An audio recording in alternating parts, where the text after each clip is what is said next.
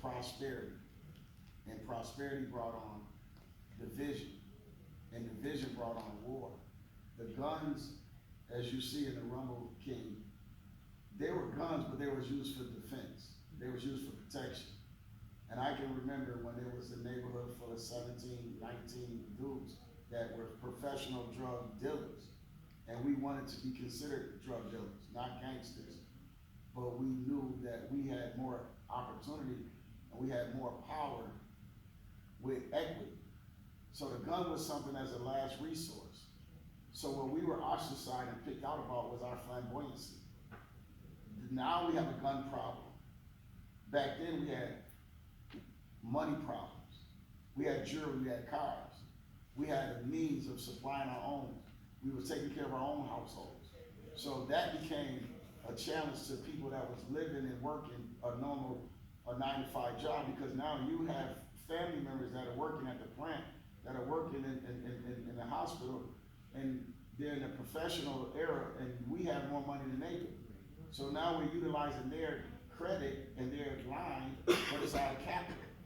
So when the government started cracking down on the crime and sending the police started feeling like you got the police getting involved, because now they realize you pull the body over, he got $5,000, he can't explain where it came from, he's not gonna stop and argue it. So that's $5,000 that's in the system. That's a car that nobody goes and pick up at the impound. He just buy another one.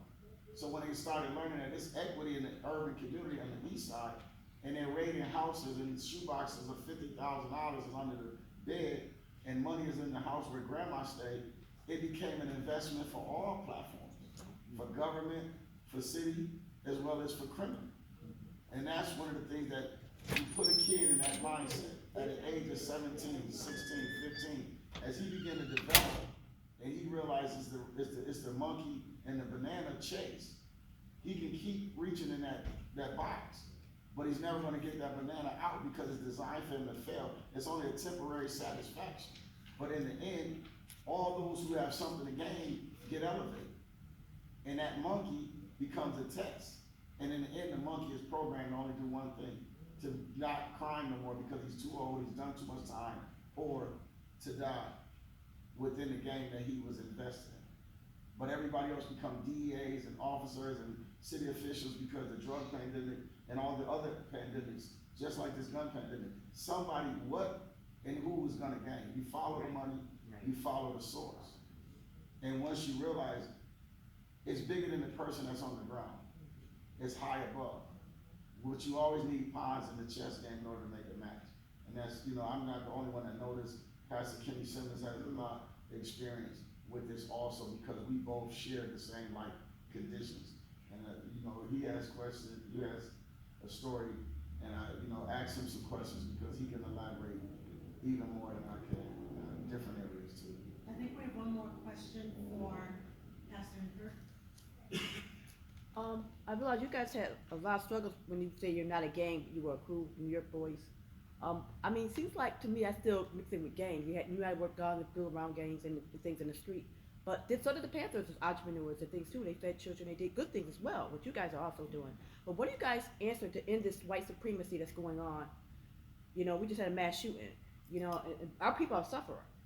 And we want to stop that in the city. Do you think racial injustice task force would help, or what do you guys answer to the solution? So I'm kind of confused about the question, because I know Sister Grant wanted us to talk about, gang culture, the rudiments of gang culture here in the city of Buffalo. And so if you want to talk about white supremacy, that's a whole different conversation, and I'm just a realist, and so I like to stick to the task at hand, Okay. because when we think about white supremacy, first of all, we need to learn how to organize as Black people. Okay. Right, we need to learn how to love each other. We need to really manifest what Black power is all about. Black True. power comes through love. And if you want to see justice, justice is only love manifested. Right? That's what justice is. Love manifested, right? That's what it is. So that's the answer to that question. I'm Pastor Kenny, and Katrina, one thing you will know, that's like she like the queen of the posse. I used to sleep on her couch. That's how close we were, because we all started out in gangs in a different way. I joined the gang out of hurt, pain, disappointed and let down. My mother was a heroin addict, right? And I've been on my own since I was 13. I was a daddy at 14. So I joined the gang because I was looking for what I didn't receive at home. So a lot of young brothers join gangs because they are actually looking for affirmation, they're looking for confirmation, and they're looking for love. And so I started selling drugs at an early age, but I didn't start selling drugs to become rich. I started selling drugs because I wanted everybody to feel the pain I felt as a kid whose mom was an addict. I wanted you to cry at Christmas when you didn't get any toys. I wanted you to, your belly to growl at Thanksgiving when there wasn't gonna be a turkey. You know, it wasn't gonna be no Easter soup, wasn't gonna be no Easter toast. So I joined the gang out of pain, right? I wanted you to hurt, and I wanted you to suffer like I suffered, right? And I became a ringleader in our little crew, you know, and I just wanted to be loved, right? And our gang formed, especially here in Cold Spring, we was a bunch of foster kids, right? We was a bunch of kids that lived in their aunt's basement, you know, and the aunties and the uncles, they would get the welfare check, right? They'll get the welfare check and they'll go out to dinner and stuff like that, but they'll get a roaster pan and fill it with beans, corn, and carrots and throw a turkey leg in it and hand you that, you know? So I left, you know, early, you know, and I was on my own early. And I started selling drugs at about 13, 14 years old, and I wasn't in it for the gold, I wasn't in it for the shine, and Pastor Tim Newkirk will let you know, I used to sell him drugs, right? I used to ride my bike, I wasn't really materialistic, I'd give me a nice bike with a big 45, and I just ride up and down Jefferson, up Genesee, Cold Spring, and I wanted to pollute my community, you know, with drugs, because I wanted people to hurt, right? As sadistic as it may sound, I didn't sell drugs to become Tony Montana. I sold drugs because I wanted people to cry.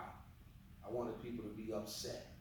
You know, I came from Alabama, and I lived a life of Raleigh. My grandmother was well off, and I was in the church. I was an assistant superintendent of the church at 11 years old. I taught adult Sunday school at 11 years old, and I wanted to know, God, why did you let this happen to me? And so when I didn't get any answers, I wanted to exhort that pain upon everybody. And the next thing you know, I was 21, 22, 23 years old, bringing cocaine back from New York City here to the city of Buffalo and just polluting the streets with it. I remember our crew formed out of a bunch of foster kids, a bunch of brothers whose parents were addicts, dads were not in their life, and we formed a tight crew. And we was called Gangster Style, and we wasn't playing. You know, we from Cold Spring. This is my neighborhood. Like, when you see all these people coming around talking about Cold Springs, I'm not as old as Big Brother John and them, but I remember it wasn't no Tops. I remember when it wasn't a Kim Long restaurant, you know. I remember Tony's Texas Hot and Meals for Steals, and I remember going to get a hamburger. I remember Mr. Joe with The Choice is Yours, you know. We even had a barbecue shack on Dodge and Jefferson, you know. I remember the Buffalo Bisons, and we were so silly as kids. You could park a car in somebody's yard and charge somebody $10 and we would leave. So you would come home from work, right? There'd be 8 cars on your lawn. We would have made $80. But we were trying to do what we had to do to survive. So a lot of kids join gangs to survive, right? A lot of kids join gangs, you know, because there are people, you know, that's in the same condition as them. So they form a bond and they form love, you know. And as we grew older, we started making money. You know, but as we start making money, you know, brothers become jealous of one another. Crews became jealous of one another. This crew got a lot of caddies, this crew got BMW, this crew got Volvo, but now it's a competition. And see, a lot of people don't talk about why a lot of us got killed, a lot of us got murdered in the late 80s and early 90s. It was about that bread. Money separated us. Right? Money caused you to be a best friend with Tim Newkirk from 5th grade all the way to 12th grade, but as soon as I made $10 more than Tim Newkirk, he wasn't my man no more. So I gotta tell you the truth, right, about the gang culture in the city of Buffalo. And we did start out as crew. We started out as breakdancing crews, right? But then the money came, right? And then it went from gangs to hustlers, right? And like Tim said, we made a lot of money at an early age. Nobody ever taught us the value of $1. That's why we went and bought stuff that depreciated. That's why we went and bought a caddy. As soon as you put off the light, no more good. Right? Nobody told us to invest in homes. Nobody told us to buy housing, and then we had people coming from outside of our community right up under our nose buying our properties. And the mom and pop stores that we went to, all of a sudden the moms and pops passed away and their kids didn't want the stores no more. They didn't want that responsibility, right? But us being in the gang and nobody never teaching us, we never took the time to realize what was going on right around us. And so another thing that we have to do and understand with these youth right here, everything that these youth are doing, they seen you do, they seen me do, so Pat seen you do, and John, we seen y'all did, right? It's a learned behavior, right? The gang culture you see is a learned behavior because I remember Irv Weinstein called us pistol packing punks. That was us. When they came to, when Precinct 6 got shot up on Main Street, they came and kicked the door down and they beat up me and my brother Zach, and Corey Epps, Boo Bear, and Kevin Kev, beat us down. Don't nobody know who did whatever, but they came and it was a beef between us, you know, and the police department. And so we have to understand that these children right here, they're not the first ones with Tech 9s and AR-15. We had AR-15s in 1989. Did we train? We had Desert Eagles in 1988. We had Calico. We had 4/5. You know what I'm saying? We had sawed-up. We had all of that stuff. And a lot of times it was for protection, but sometimes it was for the assault. And we have to understand that we learned that, and when we learned it, we taught it, right? So we have to be honest, right? And so when we look at racism, how does racism come into play?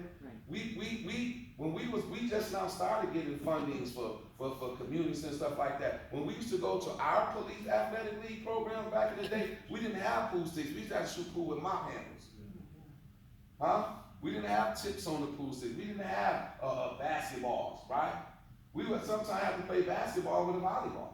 So now, are we going to the center? Nah, ain't nothing in the center for us. What do? We hit the streets, right? We had our own recreation. We had our own block parties, you know. We did our own thing. So a lot of times when we talk about, you know, gang culture, why people join gangs, sometimes they join gangs, you know, because they screwed up, but sometimes they join gangs out of hurt. Sometimes they join out of pain, you know, and out of suffering. So what we do, myself and Pastor Tim Newkirk, we live our life, right? Our life is dedicated to change because it's our fault. If you look at what's going on in the community, it's our fault. We can blame everything on the white man if you want to, but we have been constantly aware. We have been taught by Marcus Garvey, you know, we have been taught by Elijah Muhammad, we have been taught by Malcolm X, we have been taught by Eldridge Cleaver, Stokely, we have been taught by a lot of people who we are, what our capabilities are, how smart we are, what we can do. But the reason why we can't do it because we are divided as a community, and we can talk about the Willie Lynch theory, and we can talk about, you know, the mindset of separation, but we know all that now. We know all that now. We know all that now. So what we have to do as a people is begin to talk the same language. I'm gonna close like with this. What made Hitler rise to power is because he kept talking his propaganda. Everywhere he went, he talked about his propaganda. He wasn't no big shot. He was a clerk, like a corporal in the army. He wasn't no big shot, but everywhere he went, he talked the same language. When he was in the barber shop, he talked that language. When he was at dinner, he talked that language. And now he started having friends that begin to talk that same language. And they begin to talk that same language. They begin to talk that same language. And the more they talked about it, the more they believed it. Right? That's how he rose to power. So we as black people, we got to start talking the same language. We got to start talking unity. Every time somebody open their mouth, unity. Every time somebody open their mouth, unity. Every time somebody open their mouth, peace. Every time somebody open their mouth, unity. Every time, peace, right? And so we have to do it, and we have to lead by example. And in the black community, and me and Trina, we work together, Tim work together all the time. We have fractions in our own community that fight and battle against each other. And so we wonder why we're not respected as a people, because like Pastor Newkirk said, the ones that's up there that is bigger than us, they sit back and they watch us and they know how to divide and conquer. And they use religion, huh? They use money, right? They use white collar, blue collar, like E.B. Du Bois. He didn't want to talk to, people at Tuskegee. You know what I'm saying? I'm a little bit better than you, so I don't want to talk about Booker T. We don't got, because we don't have the same thing in common. So way back then, you seen the separation. The doctor in Buffalo don't want to talk to the one who got the lawn care service. So we have to understand, right? And so whether we Muslim, whether we Christian, whether we 5%er, whether we practice Buddhism, we all have one common enemy, and that's evil and wickedness. Right? And so when we start talking about love, and we continue to talk about love, and then we begin to love each other, the enemy can't come in our neighborhood and hide, because it's too much love. It's too much righteousness. So we're going to be able to identify wickedness right off the cuff, because the wicked can't stand in the congregation, come on, Bible readers, of the righteous. All right, no kind amen. of way. There's no kind of way. When other cultures begin to see us as black people, love each other, and you can't, Tupac said this, how can the devil take my brother if he's close to me? He can't. So if our common enemy, which is wickedness, and it ain't all white people, people gotta stop that. The enemy is wickedness and evil. And we have to be wicked and evil towards each other. So as I close, what we have to do is continue to speak the same language, just like Hitler. Peace and love. Everywhere we go, unity, peace and love. And that's the only way we're gonna change the condition of our people. That's it. It is very, very simple, because after all this is gone, what are we going to do? In another week, it's going to be gone. Right. My brother, myself, and Topaz, this is our way of life, helping people. But when the horse and pony show is gone, we're still going to have people that's suffering. We're still going to have people that's hurting, right? We're still going to have people that discouraged and people that have been let down. So how are we going to conquer that, right? 4 letters. L-O-V. Go ahead, fam. Okay, man. I'm done. Yeah, my name is Daryl Boyd. Thank you, man, the whole time. I got a question for the panel, because I was definitely on board, and I heard the thing is that's communication. I recall, actually, I missed all this gang stuff because John and I was wrongfully convicted, and we was up there. But however, while we was upstate, I used to always work with youth, brothers that's coming up from the streets. I missed the crack, everything, all of that. I was in prison. I learned, when I went to prison, drugs was not my thing, but I learned from that. But I say this to say this. I used to work with YAP up there, Youth Assisted Programs and et cetera, Auburn Avenue. And I would recall one particular 2 brothers that came in at Syracuse, and they had a truancy problem. And we get like a report on them from probation and et cetera, truancies. And the reports was that, from what we got from that, is that we seen everybody else was trying to say what was wrong with them individuals.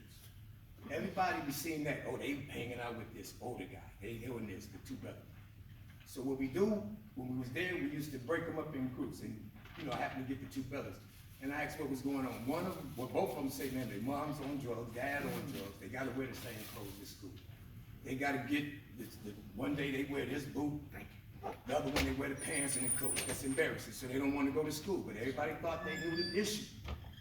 All we gotta do is communication. If we really wanna really reach them, we gotta figure out a way to get them to talk to us, because they know the problem. Yes. They know the problem. We can surmise. We're doing all the way. I'm talking about far as with the ones that's they need some new stuff.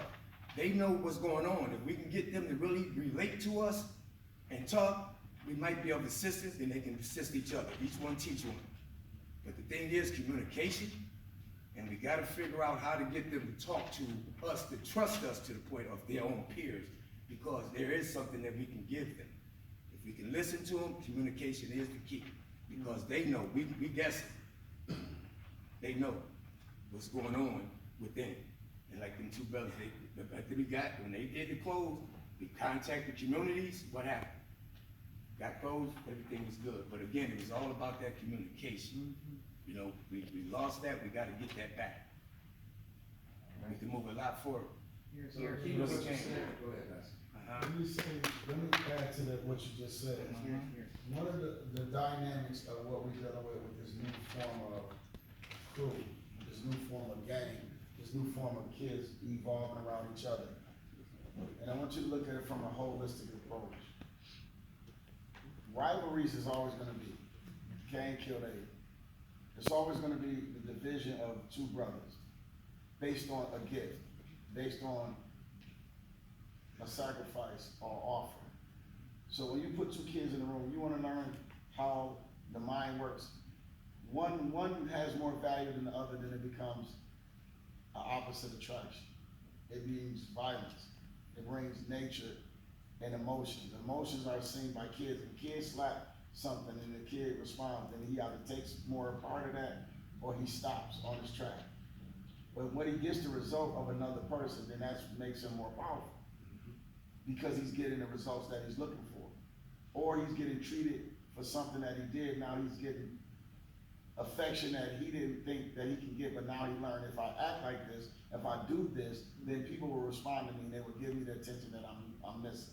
Kids want attention. Kids are traumatized.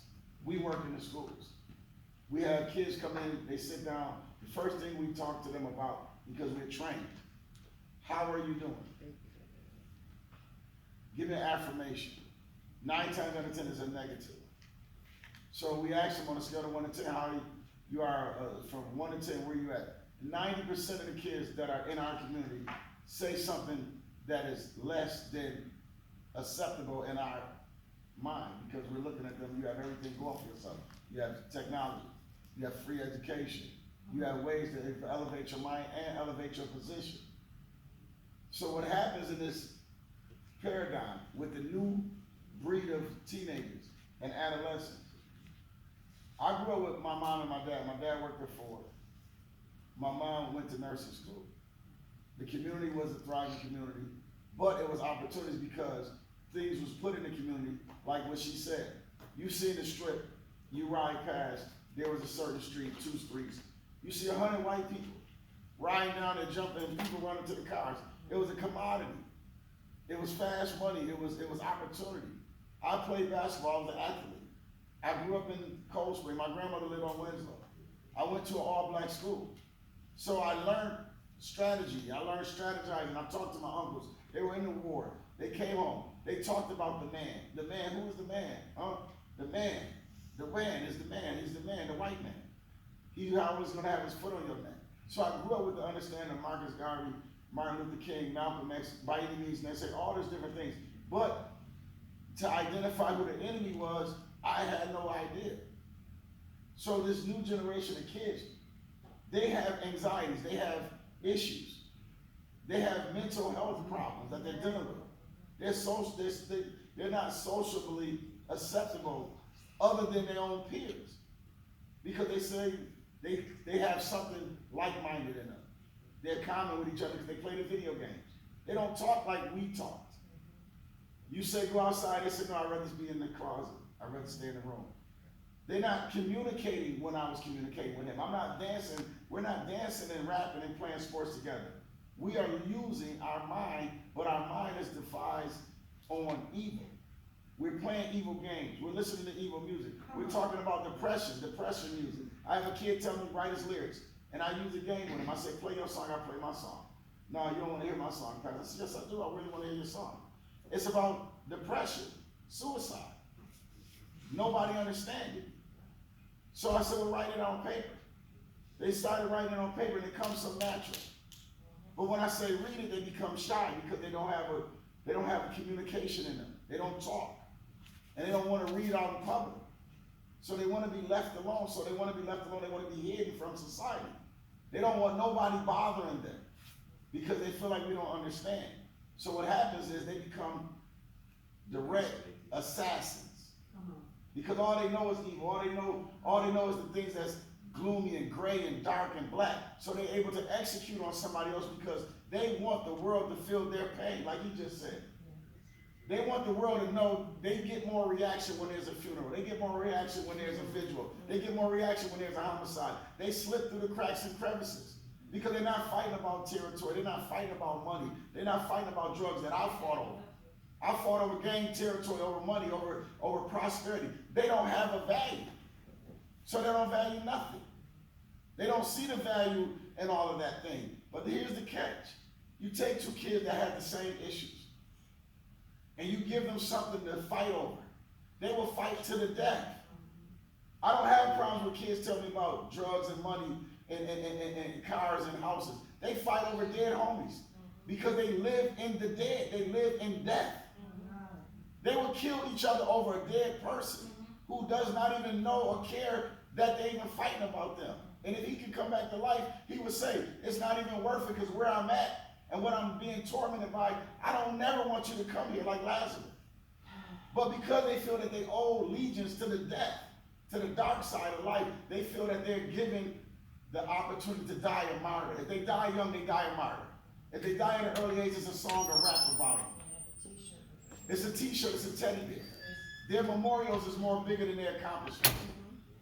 So what happened is what we do wrong as community, what we do wrong as adults, what we do wrong as parents, what we do wrong as a corporate America. We finance that.